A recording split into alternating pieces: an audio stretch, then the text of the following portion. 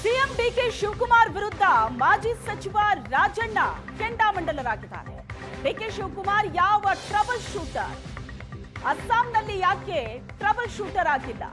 ಮುಖ್ಯಮಂತ್ರಿ ಡಿಕೆ ಶಿವಕುಮಾರ್ ವಿರುದ್ಧ ಮಾಜಿ ಸಚಿವ ರಾಜಣ್ಣ ವಾಗ್ದಾಳಿ ನಡೆಸಿದ್ದಾರೆ.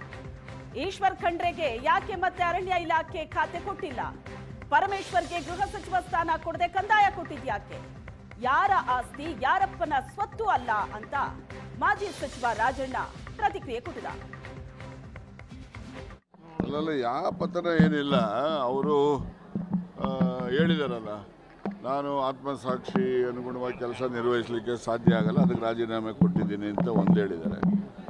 ಮತ್ತು ಎರಡನೇದು ಹೇಳಿದ್ದಾರೆ, ನಾನು ಶಾಸಕನಾಗಿ ಕಾಂಗ್ರೆಸ್ ಪಕ್ಷದಲ್ಲಿ ನಿಷ್ಠಾವಂತನಾಗಿ ನಾನು ನನ್ನ ಜವಾಬ್ದಾರಿ ನಿರ್ವಹಿಸ್ತೀನಿ ಅಂತ ಅವ್ರ ಪತ್ರದಲ್ಲೇ ಹೇಳಿದ್ದಾರೆ. ಅದರಲ್ಲಿ ಅದು ಹೇಳಿದ್ಮೇಲೆ ಇನ್ನು ವಿಶೇಷತೆ ಏನಿದೆ?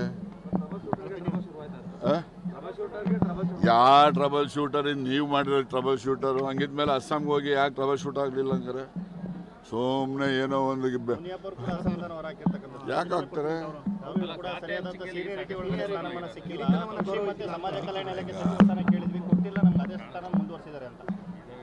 ಈಗ ಅದೇ ಸ್ಥಾನ ಇಲ್ಲ, ಅದೀಗ ಇವ್ರಿಗೆ ಖಂಡ್ರೆಗೆ ಯಾಕೆ ಫಾರೆಸ್ಟ್ ಕೊಡಲಿಲ್ಲ ಹಂಗಾರೆ?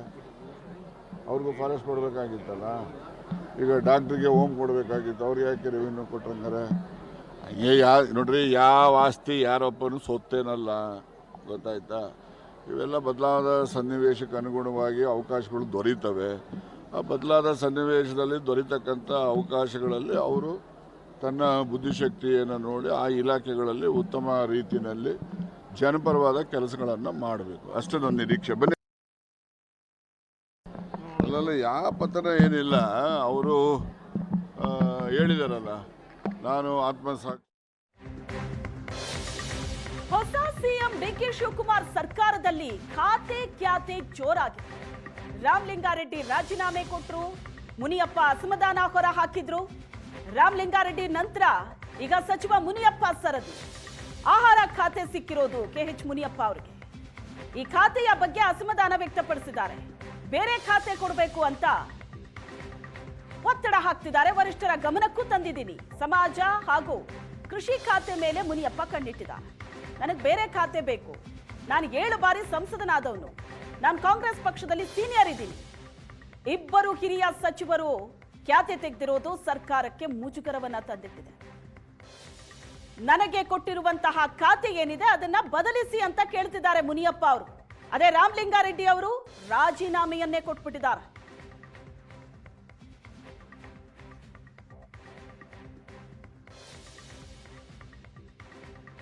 ಸರಿಯಾಗಿಲ್ಲ, ಸೀನಿಯಾರಿಟಿ ಮೇಂಟೈನ್ ಆಗಿಲ್ಲ. ರಾಮಲಿಂಗಾರೆಡ್ಡಿ 8 ಸಾರಿ, ನಾನು 8 ಸಾರಿ ಗೆದ್ದಿದ್ದೆ. ಈ ರೀತಿ 8, 7, 5, 6 ಎಲ್ಲ ಗೆದ್ದಿದೆ. ಅದನ್ನ ಸಮತೋಲನವಾಗಿ ನೋಡಬೇಕಾಗಿತ್ತು. ನಾನು ಅಖಿಲ ಭಾರತ ಕಾಂಗ್ರೆಸ್ ಅಧ್ಯಕ್ಷರಿಗೆ ಮನವಿ ಮಾಡ್ತಿದ್ದೀನಿ, ತಾಯಿ ಸ್ಥಾನದಲ್ಲಿದ್ದೀನಿ. ಎಲ್ಲ ಮಕ್ಕಳನ್ನು ಒಂದೇ ಥರ ನೋಡಬೇಕು ಮತ್ತು ಸೀನಿಯಾರಿಟಿ ಮೇಂಟೈನ್ ಆಗಬೇಕು. ಇವು ಮಾಡೋದ್ರಿಂದ ಮುಂದೆ 2028ಕ್ಕೆ ಕಾಂಗ್ರೆಸ್ ದಾರಿ ಆಗ್ತದೆ ಅಂತೇಳಿ ಅವ್ರಿಗೆ ಮನವಿ ಮಾಡ್ತೀನಿ. ಮತ್ತು ಏನು ಇವತ್ತು ಖಾತೆ ಕೊಟ್ಟಿದ್ದಾರೆ,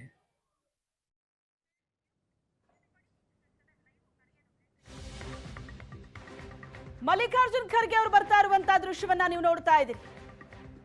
ವಿಧಾನಸೌಧಕ್ಕೆ ಎಕ್ಸ್ಕ್ಲೂಸಿವ್ ಆದಂತಹ ದೃಶ್ಯ ಏಷ್ಯಾನೆಟ್ ಸುವರ್ಣ ನ್ಯೂಸ್ನಲ್ಲಿ. ರಾಜ್ಯಸಭೆ ಚುನಾವಣೆಗೆ ನಾಮಪತ್ರ ಸಲ್ಲಿಕೆ ಇದೆ. ರಾಹುಲ್ ಗಾಂಧಿ ಅವರು ಕೂಡ ಬೆಂಗಳೂರಿಗೆ ಬಂದು ಇಳಿದಿದ್ದಾರೆ, ವಿಧಾನಸೌಧಕ್ಕೆ ಬರ್ತಿದ್ದಾರೆ. ಈಗ ಮಲ್ಲಿಕಾರ್ಜುನ್ ಖರ್ಗೆ ಅವರು ಬಂದ್ರು. ಏಷ್ಯಾನೆಟ್ ಸುವರ್ಣ ನ್ಯೂಸ್ನಲ್ಲಿ ಎಕ್ಸ್ಕ್ಲೂಸಿವ್ ಆಗಿ ನೋಡ್ತಾ ಇದ್ದೀರಿ. ಜೂನ್ 18ರಂದು ನಡೆಯಲಿರುವಂತಹ ರಾಜ್ಯಸಭಾ ಚುನಾವಣೆ. ಈ ಚುನಾವಣೆಗೆ ನಾಮಪತ್ರ ಸಲ್ಲಿಕೆ ಇದೆ. ರಾಹುಲ್ ಗಾಂಧಿ ಅವರು ಕೂಡ ಉಪಸ್ಥಿತರಿರಲಿದ್ದಾರೆ. ಮಲ್ಲಿಕಾರ್ಜುನ್ ಖರ್ಗೆ, ಪವನ್ ಖೇರಾ ಮತ್ತು ಮನ್ಸೂರ್ ಅಲಿ ಖಾನ್ ಸೇರಿದಂತೆ 3 ಅಭ್ಯರ್ಥಿಗಳು ಕಣಕ್ಕಿಳಿದಿದ್ದಾರೆ. ಎಐಸಿಸಿ ಅಧ್ಯಕ್ಷರಾಗಿರುವಂತಹ ಮಲ್ಲಿಕಾರ್ಜುನ್ ಖರ್ಗೆ ಕರ್ನಾಟಕದಿಂದ ಮತ್ತೆ ರಾಜ್ಯಸಭೆಗೆ ಸ್ಪರ್ಧಿಸ್ತಾ ಇದ್ದಾರೆ. ಇವತ್ತು ನಾಮಪತ್ರವನ್ನ ಸಲ್ಲಿಸಲಿದ್ದಾರೆ. ಪವನ್ ಖೇರಾ ಮತ್ತು ಮನ್ಸೂರ್ ಅಲಿ ಖಾನ್ ನಾಮಪತ್ರವನ್ನ ಸಲ್ಲಿಸಲಿದ್ದಾರೆ ಕೆಲವೇ ಕ್ಷಣದಲ್ಲಿ. ಜೂನ್ 18ನೇ ತಾರೀಕು ನಡೆಯಲಿರುವಂತಹ ರಾಜ್ಯಸಭಾ ಚುನಾವಣೆ ನಾಮಪತ್ರ ಸಲ್ಲಿಕೆಗೆ ಅಂತ ಬಂದಿದ್ದಾರೆ ಮಲ್ಲಿಕಾರ್ಜುನ್ ಖರ್ಗೆ. ರಾಹುಲ್ ಗಾಂಧಿ ಅವರು ಕೂಡ ಬಂದಿದ್ದಾರೆ ಬೆಂಗಳೂರಿಗೆ. ಏರ್ಪೋರ್ಟಿಗೆ ಬಂದು ಇಳಿತಾ ಇದ್ದಂತೆ ರಾಜ್ಯ ನೂತನ ಸಚಿವರ ಅಸಮಾಧಾನ ವೆಲ್ಕಮ್ ಮಾಡ್ತು ರಾಹುಲ್ ಗಾಂಧಿ ಅವರನ್ನ. KH ಮುನಿಯಪ್ಪ ಅವರು ಏರ್ಪೋರ್ಟ್ನಲ್ಲೇ 5 ನಿಮಿಷ ಮಾತಾಡಿದ್ದಾರೆ. ರಾಹುಲ್ ಗಾಂಧಿ ತಮ್ಮ ಅಸಮಾಧಾನ ವ್ಯಕ್ತಪಡಿಸಿದ್ರು. ಅಲ್ಲಿಂದ ರಾಹುಲ್ ಗಾಂಧಿ ಬರ್ತಾ ಇದ್ದಾರೆ ಈಗ ವಿಧಾನಸೌಧದ ಕಡೆ. ನಾಮಪತ್ರ ಸಲ್ಲಿಕೆ ಮಾಡೋದಕ್ಕೆ ಅಂತಲೇ ಮಲ್ಲಿಕಾರ್ಜುನ್ ಖರ್ಗೆ ಅವರು ಬಂದಿದ್ದಾರೆ. AICC ಅಧ್ಯಕ್ಷರಾಗಿರುವಂತಹ ಮಲ್ಲಿಕಾರ್ಜುನ್ ಖರ್ಗೆ ಈಗ ಕರ್ನಾಟಕದಿಂದ ಮತ್ತೆ ರಾಜ್ಯಸಭೆಗೆ ಸ್ಪರ್ಧೆ ಮಾಡ್ತಾ ಇದ್ದಾರೆ. ಹಾಗಾಗಿ ಇವತ್ತು ನಾಮಿನೇಷನ್ ಇದೆ. ಪವನ್ ಖೇರಾ ಮತ್ತು ಮನ್ಸೂರ್ ಅಲಿ ಖಾನ್ ಮೂವರು ಕಾಂಗ್ರೆಸ್ನ ನಾಯಕರು ರಾಜ್ಯಸಭೆಗೆ ಸ್ಪರ್ಧೆ ಮಾಡ್ತಿದ್ದಾರೆ. ನಾಮಪತ್ರ ಸಲ್ಲಿಕೆ ಇವತ್ತು ರಾಹುಲ್ ಗಾಂಧಿ ಅವರು ನಾಯಕರಿಗೆ ಸಾಥ್ ನೀಡಲಿದ್ದಾರೆ. ರಾಹುಲ್ ಗಾಂಧಿಯ ಮುಂದೆ ಖಾತೆ ಕ್ಯಾತೆ ಪ್ರಸ್ತಾಪ. ರಾಮಲಿಂಗಾರೆಡ್ಡಿ ರಾಜೀನಾಮೆ ಬಗ್ಗೆ ರಾಹುಲ್ ಗಾಂಧಿ ಚರ್ಚೆ ಮಾಡಿದ್ದಾರೆ. ರಾಹುಲ್ ಎದುರು ಅಸಮಾಧಾನವನ್ನ ತೋಡ್ಕೊಂಡಿದ್ದಾರೆ KH ಮುನಿಯಪ್ಪ. ಅದರ ಜೊತೆಗೆ ರಾಮಲಿಂಗಾರೆಡ್ಡಿ ಅವರ ರಾಜೀನಾಮೆ ಅದರ ಬಗ್ಗೆಯೂ ಕೂಡ ಮಾಹಿತಿಯನ್ನ ಪಡ್ಕೊಂಡಿದ್ದಾರೆ ರಾಹುಲ್ ಗಾಂಧಿ. ರಾಜೀನಾಮೆ ಅಂಗೀಕರಿಸಬೇಡಿ, ರೆಡ್ಡಿ ಮನವೊಲಿಸಿ ರಾಜೀನಾಮೆ ಹಿಂಪಡೀರಿ. ಸಿಎಂ DKಶಿ ಸಿದ್ದರಾಮಯ್ಯನವರಿಗೆ ರಾಹುಲ್ ಗಾಂಧಿ ಸೂಚನೆ ಕೊಟ್ಟಿದ್ದಾರೆ.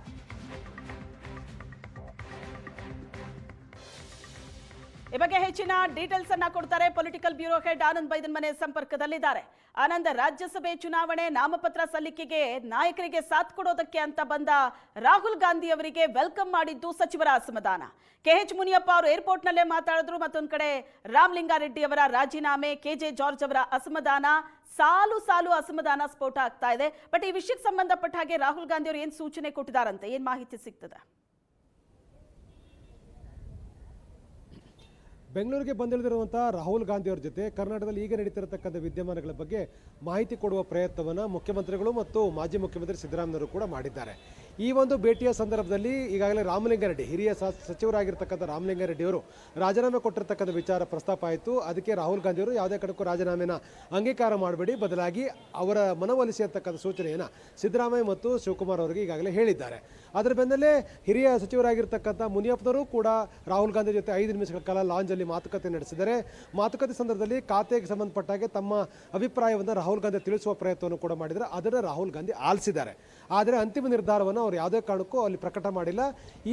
ಈಗ ಉಂಟಾಗಿರ್ತಕ್ಕಂಥ ಸಮಸ್ಯೆ ಸಂಬಂಧಪಟ್ಟಾಗೆ, ಅಸಮಾಧಾನಕ್ಕೆ ಸಂಬಂಧಪಟ್ಟಾಗೆ ಸೂಕ್ತ ನಿರ್ಧಾರಗಳು ನೀವೇ ತೆಗೆದುಕೊಳ್ಳಿ ಅಂತೇಳಿ ಮುಖ್ಯಮಂತ್ರಿಗಳಿಗೆ ಮತ್ತು ಮಾಜಿ ಮುಖ್ಯಮಂತ್ರಿಗೆ ಖಡಕ್ ಆಗಿ ಹೇಳಿದ್ದಾರೆ. ಹಾಗಾಗಿ ಸ್ಪಷ್ಟವಾಗಿರ್ತಕ್ಕಂಥ ಸೂಚನೆಯನ್ನು ರಾಹುಲ್ ಗಾಂಧಿ ಅವರು ಕೊಟ್ಟಿರ್ತಕ್ಕಂಥ ಹಿನ್ನೆಲೆಯಲ್ಲಿ ಖಾತೆಗೆ ಸಂಬಂಧಪಟ್ಟಾಗೆ ಒಂದು ಸ್ಪಷ್ಟವಾದ ನಿರ್ಧಾರ ಸಂಜೆ ಒಳಗೆ ಪ್ರಕಟ ಆಗಬಹುದು ಅಂತಕ್ಕಂಥದ್ದು. ರಾಮಲಿಂಗಾರೆಡ್ಡಿ ರಾಜೀನಾಮೆಗೆ ಸಂಬಂಧಪಟ್ಟಾಗೆ ಅಂಗೀಕಾರ ಮಾಡಿ ಅಂತಕ್ಕಂಥ ಸೂಚನೆ ಹೈಕಮಾಂಡ್ನಿಂದ ಬಂದಿದೆ ಅಂತಕ್ಕಂಥ ಮಾಹಿತಿಗಳು ಹರಿದಾಡ್ತಾ ಇತ್ತು. ಆದರೆ ರಾಹುಲ್ ಗಾಂಧಿ ಅವರು ಬಹಳ ಸ್ಪಷ್ಟವಾಗಿ ಹೇಳಿದ್ದಾರೆ, ಯಾವುದೇ ಕಾರಣಕ್ಕೂ ರಾಮಲಿಂಗಾರೆಡ್ಡಿ ರಾಜೀನಾಮೆನ ಅಂಗೀಕಾರ ಮಾಡಬೇಡಿ, ಬದಲಾಗಿ ಅವರ ಮನವೊಲಿಸಿ ಅಂತಕ್ಕಂಥ ಮಾತನ್ನು ಹೇಳಿದ್ದಾರೆ. ಗಾಂಧಿ ಕುಟುಂಬಕ್ಕೆ ಅತ್ಯಂತ ಹತ್ತಿರ ಇರತಕ್ಕಂಥ ರಾಮಲಿಂಗಾರೆಡ್ಡಿ ಅವರನ್ನ ಸಂಪುಟದ ಕೈ ಬಿಡ್ತಕ್ಕಂಥದ್ದು ಒಳ್ಳೆಯ ಸಂದೇಶ ಕೊಡೋದಿಲ್ಲ. ಆ ಕಾರಣಕ್ಕಾಗಿ ಅವರ ಮನವೊಲಿಸಿ ಅಂತಕ್ಕಂಥ ಮಾತನ್ನು ಕೂಡ ಹೇಳಿದ್ದಾರೆ. 8 ಬಾರಿ ಶಾಸಕರಾಗಿರ್ತಕ್ಕಂಥ ರಾಮಲಿಂಗಾರೆಡ್ಡಿ ಅವರು ಹಲವು ಬಾರಿ ಸಚಿವರು ಕೂಡ ಆಗಿದ್ದಾರೆ. ಪಕ್ಷದ ನಿಷ್ಠೆಯನ್ನು ಕೂಡ ಪ್ರದರ್ಶನ ಮಾಡಿದ್ದಾರೆ. ಆಪರೇಷನ್ ಕಮಲದಂತ ಅತ್ಯಂತ ಪ್ರಮುಖವಾಗಿರ್ತಕ್ಕಂಥ ಬೆಳವಣಿಗೆಯಲ್ಲೂ ಕೂಡ ಅವರು ಕಾಂಗ್ರೆಸ್ ಅನ್ನು ಬಿಟ್ಟು ಹೋಗಿಲ್ಲ. ಹಾಗಾಗಿ ನಿಷ್ಠೆಯಿಂದಿರ್ತಕ್ಕಂಥ ಹಿರಿಯ ಶಾಸಕರು ಆಗಿರ್ತಕ್ಕಂಥ ರಾಮಲಿಂಗಾರೆಡ್ಡಿ ಅವರನ್ನ ಮನವೊಲಿಸತಕ್ಕಂಥ ಪ್ರಯತ್ನ ಇನ್ನು ಮುಂದೆ ಆರಂಭಗೊಳ್ಳುತ್ತೆ.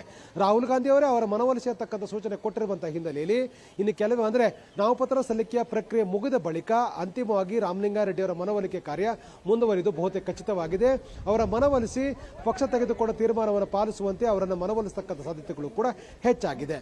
ಇನ್ನೊಂದೆಡೆ ಮುನಿಯಪ್ಪನವರು ಕೂಡ ಸಮಾಜ ಕಲ್ಯಾಣ ಖಾತೆ ಬಗ್ಗೆ ಬಹಳ ಡಿಮಾಂಡ್ ಅನ್ನು ಇಟ್ಟಿದ್ದಾರೆ. ಈ ಒಂದು ಖಾತೆಯನ್ನು ಪಡ್ಕೊಳ್ಬೇಕು ಅನ್ನೋದು ಅವ್ರ ಲೆಕ್ಕಾಚಾರ. ಯಾಕಂತಂದ್ರೆ ಈ ಒಳ ಮೀಸಲಾತಿ ವಿಚಾರಗಳಿರ್ಬೋದು, ಈ ಎಲ್ಲ ಸಂದರ್ಭಗಳು ಕೂಡ ಮಹದೇವಪ್ಪನವರು ಅಂದ್ರೆ ಈ ಹಿಂದೆ ಸಚಿವರಾಗಿದ್ದಂಥ ಮಹದೇವಪ್ಪನವರ ನಡೆ ಆಕ್ಷೇಪ ಕಾರಣವಾಗಿತ್ತು. ಎಡ ಸಮುದಾಯದ ತೀವ್ರ ವಿರೋಧವೂ ಕೂಡ ಕಾರಣವಾಗಿತ್ತು. ಬಲ ಸಮುದಾಯದ ಪರವಾಗಿ ಮಾತ್ರ ಅವರು ವರ್ತಿಸುತ್ತಿದ್ದಾರೆ ಅಂತಕ್ಕಂಥ ಆರೋಪಗಳು ಕೂಡ ಕೇಳಿಬಂದಿತ್ತು. ಸಚಿವ ಸಂಪುಟ ಸಭೆಯಲ್ಲೂ ಕೂಡ ಮುನಿಯಪ್ಪನವರು ಮಹದೇವಪ್ಪನವರ ಮೇಲೆ ತೀವ್ರವಾಗಿರ್ತಕ್ಕಂಥ ವಾಗ್ದಾಳಿ ಮಾಡಿರುವಂತಹ ಬೆಳವಣಿಗೆ ಕೂಡ ನಡೆದಿತ್ತು. ಹಾಗಾಗಿ ಸಮಾಜ ಕಲ್ಯಾಣ ಖಾತೆಯನ್ನು ಪಡೆದುಕೊಳ್ಬೇಕು ಅಂತೇಳಿ ಮುನಿಯಪ್ಪನವರು ಪ್ರಯತ್ನವನ್ನು ಕೂಡ ಮಾಡ್ತಾ ಇದ್ದಾರೆ.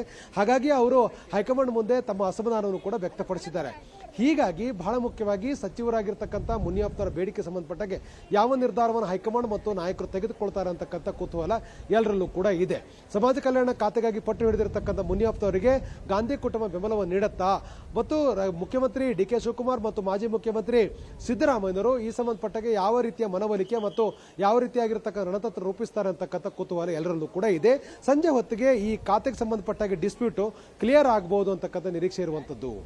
ಶ್ವೇತಾ, ಓಕೆ, ಈಗ ರಾಮಲಿಂಗಾರೆಡ್ಡಿ ಅವರು ಯಾರ ಮಾತನ್ನಾದ್ರೂ ಕೇಳ್ತಾರೆ ಅಥವಾ ಅವ್ರು ಮನವೊಲಿಸೋದಕ್ಕೆ ಸಾಧ್ಯ ಇದೆ ಅಂತ ಈಗಿನ ಪರಿಸ್ಥಿತಿ ನೋಡಿದ್ರೆ ಅನ್ಸುತ್ತಾ? ಯಾಕಂದ್ರೆ ಅವ್ರು ಯಾವ್ದ್ರ ಬಗ್ಗೆನೂ ಉತ್ತರ ಕೊಡ್ತಾ ಇಲ್ಲ, ಯಾರಿಗೂ ಅವರು ಉತ್ತರ ಕೊಡ್ತಾ ಇಲ್ಲ ಅಂತ ಪರಿಸ್ಥಿತಿಯಲ್ಲಿದ್ದಾರೆ. ಅವ್ರಿಗೆ ಬೇಕಾಗಿರುವಂತಹ ಖಾತೆ ಈಗಾಗಲೇ ಮತ್ತೊಬ್ಬರ ಕೈಯಲ್ಲಿರೋದ್ರಿಂದ ಮನವೊಲಿಸ್ಬೇಕು ಅಂದ್ರೆ ಅವ್ರಿಗೆ ಅದೇ ಖಾತೆ ಕೊಟ್ಟು ಅವ್ರನ್ನ ಮನವೊಲಿಸಬೇಕಾದಂತಹ ಒಂದು ಪರಿಸ್ಥಿತಿ ಈಗಿದೆ. ಸೊ ಮನವೊಲಿಸಿ ಅಂತ ರಾಹುಲ್ ಗಾಂಧಿ ಅವರು ಆದೇಶ ಕೊಟ್ಟಿದ್ದಾರೆ, ಹೌದು, ಬಟ್ ಹೇಗ್ ಸಾಧ್ಯ ಆಗುತ್ತೆ ಅದು ಅಂತ? ಎಸ್ ಸರ್, ರಾಹುಲ್ ಗಾಂಧಿ ಅವರು ಮನವೊಲಿಸಿ ಸೂಚನೆ ಕೊಟ್ಟಿರುವಂತಹ ಹಿನ್ನೆಲೆಯಲ್ಲಿ, ಯಾಕಂದ್ರೆ ಹೈಕಮಾಂಡೇ ಬಹಳ ಸ್ಪಷ್ಟವಾಗಿ ಹೇಳಿದ್ರಿಂದಾಗಿ ಖಾತೆ ಬದಲಾವಣೆ ಆಗೋದಿಲ್ಲ ಅಂತಕ್ಕಂಥ ಬಹುತೇಕ ಖಚಿತ ಆಗ್ತಾ ಇದೆ. ಖಾತೆ ಅಂದ್ರೆ ಬೆಂಗಳೂರು ಉಸ್ತುವಾರಿ ಖಾತೆ ಪಡ್ಕೊಂಡಿರ್ತಕ್ಕಂಥವ್ರು ಕೃಷ್ಣ ಬೈರೇಗೌಡ ರಾಹುಲ್ ಗಾಂಧಿ ಸೇರಿದಾಗೆ ಹೈಕಮಾಂಡ್ ಎಲ್ಲ ನಾಯಕರ ಜೊತೆ ಉತ್ತಮವಾಗಿರ್ತಕ್ಕ ಸಂಬಂಧವನ್ನು ಹೊಂದಿರತಕ್ಕಂಥವ್ರು. ಹಾಗೆ ಸಂಪರ್ಕದಲ್ಲಿರಿ. ನಿನ್ನೆ ಖಾತೆ ಹಂಚಿಕೆ ಆಗ್ತಾ ಇದ್ದಂತೆ ಡಿ ಕೆ ಶಿವಕುಮಾರ್ ಬಳಿ ರಾಮಲಿಂಗಾರೆಡ್ಡಿ ಚರ್ಚೆ ಮಾಡಿದ್ದಾರೆ.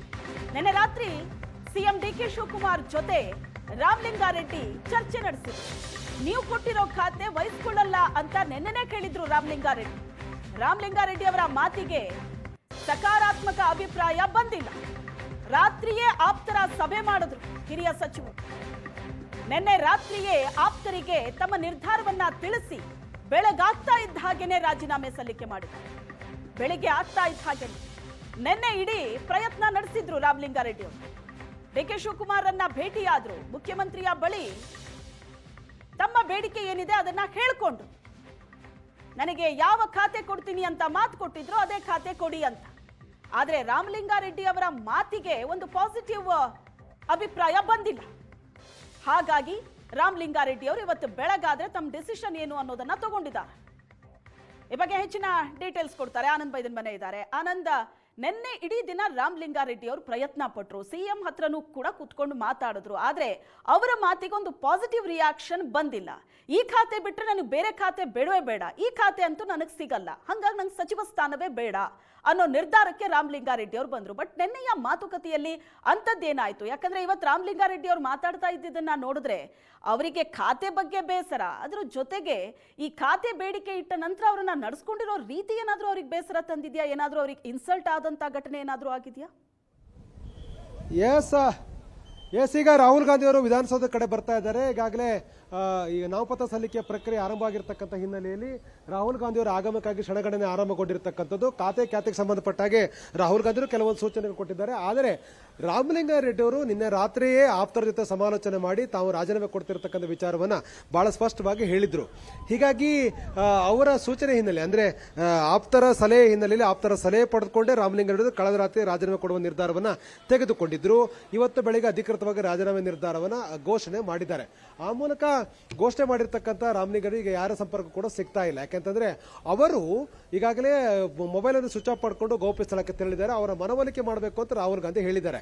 ಅವರ ಮನವೊಲಿಕೆ ಸಂಬಂಧಪಟ್ಟ ಯಾವ ನಿರ್ಧಾರವನ್ನು ತೆಗೆದುಕೊಳ್ಳುತ್ತೆ ಅಂತಕ್ಕಂಥದ್ದು ಇನ್ನಷ್ಟೇ ಕಾದು ನೋಡಬೇಕಾಗಿದೆ. ಆದರೆ ಈ ರಾಜೀನಾಮೆ ನಿರ್ಧಾರ ಏಕಾಏಕಿ ಆಗಿರ್ತಕ್ಕಂಥದ್ದಲ್ಲ, ನಿನ್ನೆ ರಾತ್ರಿ ನಿರ್ಧಾರವನ್ನು ತೆಗೆದುಕೊಂಡಿರ್ತಕ್ಕಂಥದ್ದು. ನಾವೀಗ ರಾಹುಲ್ ಗಾಂಧಿ ಅವರು ಈಗಾಗಲೇ ವಿಧಾನಸೌಧ ಎಂಟ್ರಿ ಆಗ್ತಾ ಇರತಕ್ಕಂಥದ್ದು ಗಮನಿಸ್ತಾ ಇದ್ದೇವೆ.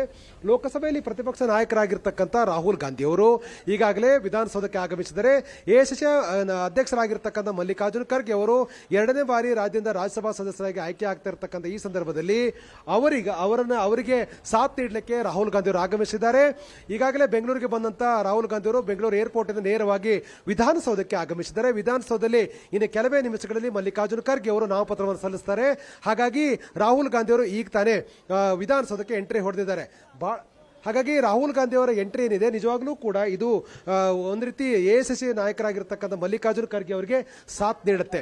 ಸೊ ಹಾಗಾಗಿ ರಾಹುಲ್ ಗಾಂಧಿ ಅವರು ಈಗ ತಾನೇ ಇಲ್ಲಿ ಆಗಲೇ ವಿಧಾನಸೌಧ ಎಂಟ್ರಿ ಆಗಿದ್ದಾರೆ. ವಿಧಾನಸೌಧದಲ್ಲಿ ಅಂದ್ರೆ ಪಶ್ಚಿಮ ದ್ವಾರದಲ್ಲೇ ಅಂದ್ರೆ ಪಶ್ಚಿಮ ದ್ವಾರಕ್ಕೆ ಆಗಮಿಸಿರ್ತಕ್ಕಂಥ ರಾಹುಲ್ ಗಾಂಧಿ ಅವರಿಗೆ ಎಲ್ಲರೂ ಕೂಡ ಸಾಥನ್ನ ನೀಡಿದ್ದಾರೆ. ಈಗಾಗಲೇ ಗೃಹ ಸಚಿವರಾಗಿರ್ತಕ್ಕಂಥ ಪ್ರಿಯಾಂಕಾ ಖರ್ಗೆ ಅವರು ರಾಹುಲ್ ಗಾಂಧಿ ಅವರನ್ನ ಸ್ವಾಗತ ಮಾಡ್ತಾ ಇದ್ದಾರೆ. ಮಲ್ಲಿಕಾರ್ಜುನ್ ಖರ್ಗೆ ಅವರ ಪುತ್ರರು ಆಗಿರ್ತಕ್ಕಂಥ ಪ್ರಿಯಾಂಕಾ ಖರ್ಗೆ ಅವರು ಈಗಾಗಲೇ ರಾಹುಲ್ ಗಾಂಧಿ ಅವರು ಸ್ವಾಗತ ಮಾಡ್ತಿದ್ದಾರೆ. ಪಶ್ಚಿಮ ದ್ವಾರದಲ್ಲಿ ಈಗಾಗಲೇ ರಾಹುಲ್ ಗಾಂಧಿ ಬಂದು ಇಳಿದಿದ್ದಾರೆ. ರಾಹುಲ್ ಗಾಂಧಿ ಅವರ ಪರವಾಗಿ ಅವರ ಅಭಿಮಾನಿಗಳು ಕೂಡ ರಾಹುಲ್ ಗಾಂಧಿಗೆ ಸಾಥ್ ನೀಡಿದ್ದಾರೆ. ಮುಖ್ಯಮಂತ್ರಿ ಡಿ.ಕೆ. ಶಿವಕುಮಾರ್ ಮತ್ತು ಸಿದ್ದರಾಮಯ್ಯರು ಕೂಡ ಸಾಥ್ ನೀಡಿದ್ದಾರೆ. ಈಗ ಎಲ್ಲರೂ ಕೂಡ ಈಗಾಗಲೇ ರಾಹುಲ್ ಗಾಂಧಿ ಅವರಿಗೆ ಕೆಪಿಸಿ ಅಧ್ಯಕ್ಷರಾಗಿರ್ತಕ್ಕಂಥ ಬಿ.ಕೆ. ಹರಿಪ್ರಸಾದ್, ಮುಖ್ಯಮಂತ್ರಿ ಡಿ.ಕೆ. ಶಿವಕುಮಾರ್ ಅವರು ಕೂಡ ಸಾಥ್ ನೀಡಿದ್ದಾರೆ. ಈಗಾಗಲೇ ಪಶ್ಚಿಮ ದ್ವಾರದ ನೇರವಾಗಿ ಅವರು ವಿಧಾನಸಭೆಯ ಕಾರ್ಯದರ್ಶಿಯ ಕಚೇರಿಗೆ ತೆರಳುತ್ತಾ ಇದ್ದಾರೆ. ಕಚೇರಿಯಲ್ಲಿ ಇನ್ನು ಕೆಲವೇ ಹೊತ್ತಿನಲ್ಲಿ ರಾಹುಲ್ ಗಾಂಧಿ ಅವರ ಸಮ್ಮುಖದಲ್ಲಿ ಮಲ್ಲಿಕಾರ್ಜುನ್ ಖರ್ಗೆ ಅವರು ನಾಮಪತ್ರವನ್ನು ಸಲ್ಲಿಸ್ತಾ ಇದ್ದಾರೆ. 2ನೇ ಬಾರಿ ರಾಜ್ಯಸಭಾ ಸದಸ್ಯರಾಗಿರ್ತಕ್ಕಂಥ ಆಗ್ತಾ ಇರುವಂಥ ಮಲ್ಲಿಕಾರ್ಜುನ್ ಖರ್ಗೆ ಅವರಿಗೆ ನಾಮಪತ್ರ ಸಲ್ಲಿಕೆಯಲ್ಲಿ ಸಾಥ್ ನೀಡಬೇಕು ಅಂತೇಳಿ ಈಗಾಗಲೇ ಸಿದ್ದರಾಮಯ್ಯ ಸೇರಿದಾಗೆ ಡಿಸಿಎಂ ಡಾಕ್ಟರ್ ಜಿ ಪರಮೇಶ್ವರ್, ಮುಖ್ಯಮಂತ್ರಿ ಡಿ.ಕೆ. ಶಿವಕುಮಾರ್, ಕೆಪಿಸಿ ಅಧ್ಯಕ್ಷರಾಗಿರ್ತಕ್ಕಂಥ ಬಿ.ಕೆ. ಹರಿಪ್ರಸಾದ್ ಎಲ್ಲ ಪ್ರಮುಖ ನಾಯಕರು ಕೂಡ ಈಗಾಗಲೇ ವಿಧಾನಸಭೆಗೆ ಆಗಮಿಸಿದ್ದಾರೆ. ಇನ್ನು ಕೆಲವೇ ನಿಮಿಷಗಳಲ್ಲಿ ಎಸಿ ಅಧ್ಯಕ್ಷರಾಗಿರ್ತಕ್ಕಂಥ ಮಲ್ಲಿಕಾರ್ಜುನ್ ಖರ್ಗೆ ಅವರು ನಾಮಪತ್ರವನ್ನು ಸಲ್ಲಿಸ್ತಾ ಇದ್ದಾರೆ. ವಿಧಾನಸಭೆ ಕಾರ್ಯದರ್ಶಿಯಾಗಿರ್ತಕ್ಕಂಥ ವಿಶಾಲಾಕ್ಷ ಅವರಿಗೆ ನಾಮಪತ್ರವನ್ನು ಮಲ್ಲಿಕಾರ್ಜುನ್ ಖರ್ಗೆ ಅವರು ಸಲ್ಲಿಕೆ ಮಾಡ್ತಿದ್ದಾರೆ. ಜೊತೆಗೆ ಮನ್ಸೂರ್ ಖಾನ್ ಮತ್ತು ಪವನ್ ಖೇರ್ ಅವರು ಕೂಡ ಈಗಾಗಲೇ ರಾಜ್ಯಸಭಾ ಸದಸ್ಯರಾಗಲಿಕ್ಕೆ ಅಧಿಕೃತವಾಗಿ ಅವರ ಪಟ್ಟಿ ಪ್ರಕಟಗೊಂಡಿದೆ. ಅವರು ಕೂಡ ನಾಮಪತ್ರವನ್ನು ಸಲ್ಲಿಕೆ ಮಾಡ್ತಾ ಇದ್ದಾರೆ. ಕೆ.ಎಚ್. ಮುನಿಯಪ್ಪರು ಕೂಡ ಈಗಾಗಲೇ ವಿಧಾನಸಭೆಗೆ ಆಗಮಿಸಿದ್ದಾರೆ. ಪ್ರಿಯಾಂಕಾ ಖರ್ಗೆ, ಕೆ.ಎಚ್. ಮುನಿಯಪ್ಪ ಸೇರಿದಾಗ ಪ್ರಮುಖರೆಲ್ಲರೂ ಕೂಡ ಈ ಒಂದು ನಾಮಪತ್ರ ಸಲ್ಲಿಕೆ ಸಂದರ್ಭದಲ್ಲಿ ಎಐಸಿಸಿಯ ವರಿಷ್ಠ ನಾಯಕರಾಗಿರ್ತಕ್ಕಂಥ ಮಲ್ಲಿಕಾರ್ಜುನ್ ಖರ್ಗೆ ಅವರಿಗೆ ಸಾಥ್ ಅನ್ನು ನೀಡ್ತಾ ಇದ್ದಾರೆ. ಕೆಲವೇ ಹೊತ್ತಲ್ಲಿ ಈಗ ಮಲ್ಲಿಕಾರ್ಜುನ್ ಖರ್ಗೆ ಅವರು ನಾಮಪತ್ರ ಸಲ್ಲಿಸ್ತಾರೆ. 2ನೇ ಬಾರಿ ಅವರು ಕರ್ನಾಟಕದ ರಾಜ್ಯಸಭಾ ಸದಸ್ಯರಾಗ್ತಾ ಇರ್ತಕ್ಕಂಥದ್ದು. ಗೊತ್ತಾ? ಓಕೆ ಆನಂದ್, ಈಗ ರಾಜ್ಯಸಭೆಗೆ ನಾಮಪತ್ರ ಸಲ್ಲಿಕೆಯ ದೃಶ್ಯವನ್ನ ನಾವು ನೋಡ್ತಾ ಇದ್ದೀವಿ. ರಾಹುಲ್ ಗಾಂಧಿ ಅವರು ಬಂದಿದ್ದಾರೆ. ಏಷ್ಯಾನೆಟ್ ಸುವರ್ಣ ನ್ಯೂಸ್ ನಲ್ಲಿ ಎಕ್ಸ್ಕ್ಲೂಸಿವ್ ಆಗಿ ನೋಡ್ತಾ ಇದ್ದೀವಿ. ರಾಹುಲ್ ಗಾಂಧಿ ಅವರ ಸಮ್ಮುಖದಲ್ಲೇ ಮೂವರು ನಾಮಪತ್ರವನ್ನ ಸಲ್ಲಿಸಲಿದ್ದಾರೆ. ಮಲ್ಲಿಕಾರ್ಜುನ್ ಖರ್ಗೆ, ಪವನ್ ಖೇರಾ, ಮನ್ಸೂರ್ ಅಲಿ ಖಾನ್ ಮೂವರು ನಾಮಪತ್ರವನ್ನ ಸಲ್ಲಿಸಲಿದ್ದಾರೆ. ಇನ್ನು ಆನಂದ್, ನಿಮ್ಮನ್ನ ಕೇಳೋದಾದ್ರೆ ಈಗ ನಾಮಪತ್ರ ಸಲ್ಲಿಕೆ ಏನೋ ಬಹಳ ಸುಸೂತ್ರವಾಗಿ ನಡೆದು ಹೋಗುತ್ತೆ. ಆದ್ರೆ ರಾಜ್ಯದ ಈ ಬೆಳವಣಿಗೆಯ ಬಗ್ಗೆ ಏನಾದ್ರೂ ರಾಹುಲ್ ಗಾಂಧಿ ಮತ್ತೆ ಚರ್ಚೆ ಮಾಡ್ತಾರಾ? ಏನಾದ್ರೂ ಸಭೆ ನಡೆಸೋರಿದ್ದಾರಾ? ನೋ, ಈಗ ರಾಜ್ಯಸಭೆ ನಾಮಪತ್ರ ಸಲ್ಲಿಕೆಗಾಗಿ ಈಗಾಗಲೇ ಆಗಮಿಸಿರ್ತಕ್ಕಂಥ ರಾಹುಲ್ ಗಾಂಧಿ ಅವರಿಗೆ ಏರ್ಪೋರ್ಟ್ ಅಲ್ಲಿ ಬ್ರೀಫಿಂಗ್ ಅನ್ನು ಮಾಡಲಾಗಿದೆ.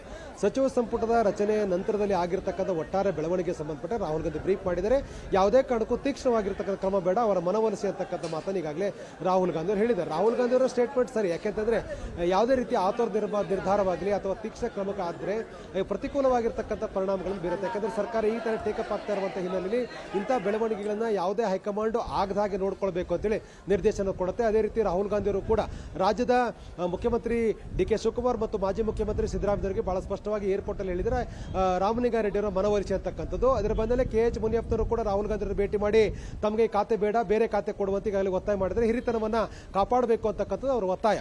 ಸೊ ಹಾಗಾಗಿ ಆ ಸಂಬಂಧಪಟ್ಟಾಗೆ ಮತ್ತೆ ಮೀಟಿಂಗ್ ಆಗ್ತಕ್ಕಂಥ ಸಾಧ್ಯತೆಗಳು ತೀರಾ ಕಡಿಮೆ ಇದೆ. ನೇರವಾಗಿ ನಾಮಪತ್ರ ಸಲ್ಲಿಕೆ ಬಳಿಕ ನೇರವಾಗಿ ರಾಹುಲ್ ಗಾಂಧಿ ಅವರು ವಾಪಸ್ ಅವರು ದೆಹಲಿಗೆ ತೆರಳುತ್ತಾರೆ. 3:40 ಅವರ ವಿಮಾನ ಅದರ ಟೈಮ್ ಇರ್ತಕ್ಕಂಥ ಆ ಕಾರಣಕ್ಕಾಗಿ ಮತ್ತಿರ್ಗ ಅವರು ನಾಮಪತ್ರ ಸಲ್ಲಿಕೆಯ ಬಳಿಕ ನೇರವಾಗಿ ಅವರು ವಿಧಾನಸೌಧದಿಂದ ನೇರವಾಗಿ ಏರ್ಪೋರ್ಟ್ಗೆ ಹೋಗಿ ಅಲ್ಲಿಂದ ದೆಹಲಿಗೆ ವಾಪಸ್ ಆಗ್ತಾರೆ. ಮತ್ತೆ ಖಾತೆ ಹಂಚಿಕೆ ಸಂಬಂಧಪಟ್ಟ ಯಾವುದೇ ರೀತಿಯಾಗಿರುವಂತಹ ಮಾತುಕತೆ ಅಥವಾ ಸಭೆಯಲ್ಲಿ ರಾಹುಲ್ ಗಾಂಧಿ ಭಾಗಿಯಾಗತಕ್ಕ ಸಾಧ್ಯತೆಗಳು ತೀರಾ ಕಡಿಮೆ. ಕೆಪಿಸಿ ಅಧ್ಯಕ್ಷರಾಗಿರ್ತಕ್ಕಂಥ ಬಿ.ಕೆ. ಹರಿಪ್ರಸಾದ್, ಮುಖ್ಯಮಂತ್ರಿ ಡಿ.ಕೆ. ಶಿವಕುಮಾರ್, ಸಿದ್ದರಾಮಯ್ಯ ಇವರೆಲ್ಲರೂ ಕೂಡ ರಾಜ್ಯದಲ್ಲಿ ಈಗ ಉಂಟಾಗಿರ್ತಕ್ಕ ಸಮಸ್ಯೆ ಸಂಬಂಧಪಟ್ಟ ಹಾಗೆ ಪರಿಹಾರ ಹುಡುಕುವ ನಿಟ್ಟಿನಲ್ಲಿ ಒಂದು ಪ್ರಯತ್ನಗಳನ್ನು ಮಾಡುವಂತ ಸಾಧ್ಯತೆಗಳಿದೆ.